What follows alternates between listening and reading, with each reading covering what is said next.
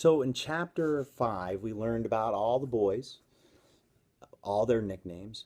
We learned about Mom and Mr. Sir. Mr. Sir's name's Mr. Sir. No nickname for him. That's kind of interesting. Of course, his name is Mr. Sir, which kind of is a nickname in and of itself. I think we talked about X-Ray, but I didn't mention his name, Rex. Wonder where they get X-Ray. So if somebody knows that and wants to post it underneath the video, feel free to do that or put it on your literature terms sheet as we go through it. How do they get the name X-Ray? All right, chapter 6, on our way through the book. Stanley took a shower, if you could call it that, ate dinner, if you could call it that, and went to bed, if you could call his smelly and scratchy cot a bed. Because of the scarcity of water, each camper was only allowed a 4-minute shower. It took Stanley nearly that long to get used to the cold water. There was no knob for hot water. He kept stepping into, then jumping back from the spray until the water shut off automatically. He never managed to use his bar of soap, which was just as well, because he wouldn't have had time to rinse off the suds. Dinner was some kind of stewed meat and vegetables. The meat was brown, and the vegetables had once been green. Everything tasted pretty much the same. He ate it all, and used his slice of white bread to mop up the juice. Stanley had never been one to leave food on his plate, no matter how it tasted. "What did you do?" one of the campers asked him. At first, Stanley didn't know what he meant. "They sent you here for a reason." "Oh," he realized. "I stole a pair of sneakers." The other boys thought that was funny. Stanley wasn't sure why. Maybe because their crimes were a lot worse than stealing shoes. "From a store, or were they on someone's feet?" asked Squid. Neither," Stanley answered. "They belonged to Clyde Livingston." Nobody believed him. "Sweet feet?" said X-Ray. "Yeah, right." "No way," said Squid. Now, as Stanley lay on his cot, he thought it was kind of funny in a way. Nobody had believed him when he said he was innocent. Now, when he said he stole them, nobody believed him either. That's irony, and we'll talk about irony when we get back to class. That's a tough one. Clyde Sweet Feet Livingston was a famous baseball player. He'd led the American League in stolen bases over the last 3 years. He was also the only player in history to ever hit 4 triples in one game. Stanley had a poster of him hanging on the wall of his bedroom. He used to have the poster anyway. He didn't know where it was now. It had been taken by the police and was used as evidence of his guilt in the courtroom. Clyde Livingston also came to court. In spite of everything, when Stanley found out that Sweet Feet was going to be there, he was actually excited about the prospect of meeting his hero. More irony.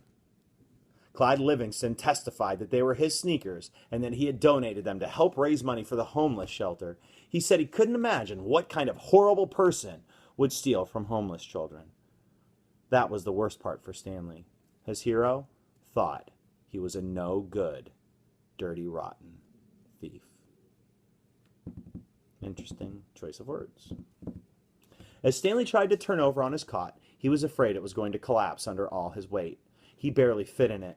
When he finally managed to roll over on his stomach, the smell was so bad that he had to turn over again and try sleeping on his back. The cot smelled like sour milk. Though it was night, the air was still very warm. Armpit was snoring 2 cots away. You know what kind of smells like sour milk? Barf. Back at school, a bully named Derek Dunn used to torment Stanley. The teachers never took Stanley's complaint seriously because Derek was so much smaller than Stanley. Some teachers even seemed to find it amusing that a little kid like Derek Dunn could pick on someone as big as Stanley. All right, before we keep going, just think about this. Stanley's lying in his cot at Camp Green Lake, and now all of a sudden we're talking about a bully at school. And this is what we call a flashback, and this isn't on your lit term sheet, but he's now, in the story, they're talking about a different time period. So this isn't now. Okay, so when we're talking about characters and things like that, this is from before he came to Camp Green Lake. So they're going back and taking a look at something from the past. Derek Dunn, a bully. On the day Stanley was arrested, Derek had taken Stanley's notebook, and after a long game of come and get it, finally dropped it in the toilet in the boys' restroom. By the time Stanley retrieved it, he had missed his bus and had to walk home. Okay, so remember, this was the day that his math teacher kind of made fun of him by accident. Now Derek takes his notebook, throws it into the toilet, and now he misses his bus. So all of this stuff is working against him. It was while he was walking home carrying his wet notebook with the prospect of having to copy the ruined pages that the sneakers fell from the sky. He was walking home and the sneakers fell from the sky, he had told the judge. One hit me on the head. Sounds weird, right? It had hurt too. They hadn't exactly fallen from the sky. He had just walked out from under a freeway overpass when the shoe hit him on the head. Stanley took it as some kind of sign. His father had been trying to figure out a way to recycle old sneakers, and suddenly a pair of sneakers fell on top of him, seemingly out of nowhere, like a gift from God. Naturally, he had no way of knowing they belonged to Clyde Livingston. In fact, the shoes were anything but sweet. Whoever had worn them had had a bad case of foot odor. Stanley couldn't help but think that there was something special about the shoes, that they would somehow provide the key to his father's invention. It was too much of a coincidence, great word, look it up, more good vocabulary, to be a mere accident. Stanley had felt like he was holding destiny's shoes. He ran, thinking back now. He wasn't sure why he ran. Maybe he was in a hurry to bring the shoes to his father, or maybe he was trying to run away from his miserable and humiliating day at school. A patrol car pulled alongside him. A policeman asked him why he was running. Then he took the shoes and made a call on his radio. Shortly thereafter, Stanley was arrested. So think of it from the cop's perspective. Sees his kid running, stops him. He's got Clyde Livingston shoes, probably heard the story about them falling out of the sky. Looks like Stanley's guilty. It turned out the sneakers had been stolen from a display at the homeless shelter. That evening, rich people were going to come to the shelter and pay $100 to eat the food that the poor people ate every day for free. Clyde Livingston, who had once lived at the shelter when he was younger, was going to speak and sign autographs. His shoes would be auctioned, and it was expected that they would sell for over $5,000. All the money would go to help the homeless. Because of the baseball schedule, Stanley's trial was delayed several months. His parents couldn't afford a lawyer.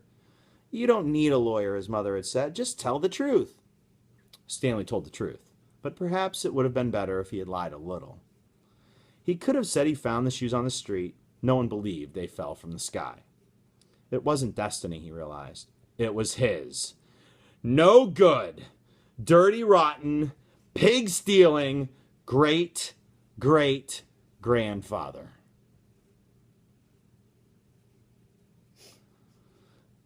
The judge called Stanley's crime despicable. The shoes were valued at over $5,000. It was money that would provide food and shelter for the homeless. And you stole that from them just so you could have a souvenir. The judge said that there was an opening at Camp Green Lake, and he suggested that the discipline of the camp might improve Stanley's character. It was either that or jail. Stanley's parents asked if they could have some time to find out more about Camp Green Lake, but the judge advised them to make a quick decision. Vacancies don't last long at Camp Green Lake. Vacancies, another good word. Look it up. So, really no setting here other than at the beginning when he's laying in the cot. That's the setting, nighttime, the when, in Stanley's cabin. But the rest of the story is, you almost wonder, like, why at night is he thinking about all this? Is he dreaming it? Possibly. But remember, we kind of left off with him, fighting these kids, saying, not really fighting these kids, but trying to explain to these kids, I took these shoes and they didn't believe him. So now they're giving you the backstory. Here's why Stanley is in Camp Green Lake, and here's why we know that he didn't do it. So he didn't do it. They fell over an overpass. So he walks under the bridge, comes out from the other side, and someone had thrown them over, and they literally bonked him in the head. So destiny, a great word. Look it up. It's a big word in this book. Destiny. Hits him in the head in the form of smelly sneakers. Next, we'll read chapter 7, where we're actually going to meet the no good, dirty, rotten, pig stealing, great grandfather. And when we do, I'm going to make my kids say it with me. If you're sitting at home, you can say it with me too. All right. My son's not even paying attention. All right, on to chapter 7.